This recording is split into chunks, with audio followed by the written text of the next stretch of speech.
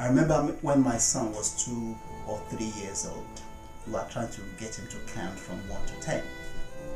And it was really frustrating because he couldn't count, he kept mixing it up. And I have a very vivid memory. When we put so much pressure on him, he once looked at me and said, "Papa, you think I'm stupid, don't you?" Well, actually, he didn't say the word exactly like that, but the look, impression on his face, I could tell. And it almost brought me to tears. One of the issues we had at the time was he was attending a playgroup, and we had this lady. She was a Turkish lady, and the daughter, who's actually maybe a couple of weeks or months older than my son, could count 1 to 10 in English, in Turkish, and in French. And we thought, God, this boy is not that bright, is it? But in the end, it's my son. And when he looked at me in the eye, that frustration from the pressure we've been putting on him, and he said, "Papa, you think I'm not bright, don't you?" There was tears in my eyes. And my reaction to it is, we have to back off. It's my son. I have no choice but to accept him for what he is. The thing is, 2-3 years later when he started school, I just couldn't believe it when I sit there, the teacher telling me how bright he is, he's the best in maths in his year group. And actually now, sometimes he comes to me and say, "Papa, what is 15 million times 5 million take away 38 trillion?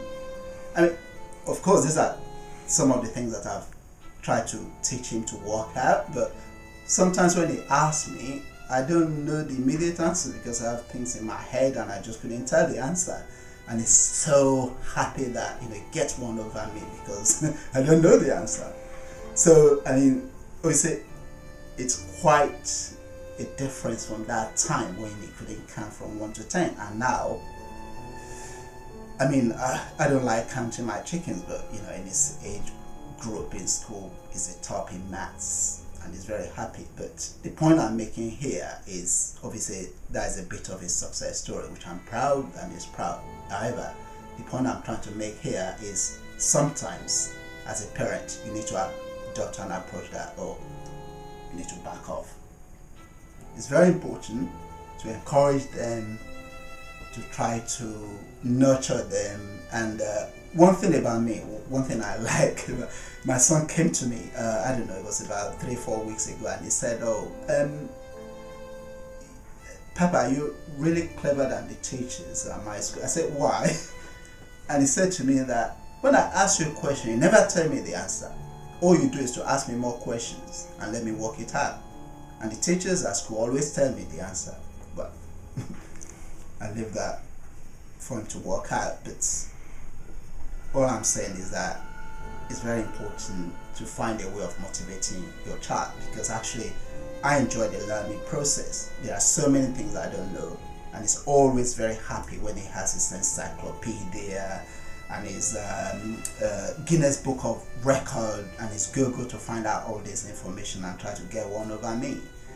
So really, motivating a child is not it's not an easy business. And the point I'm also trying to make is, you don't have to be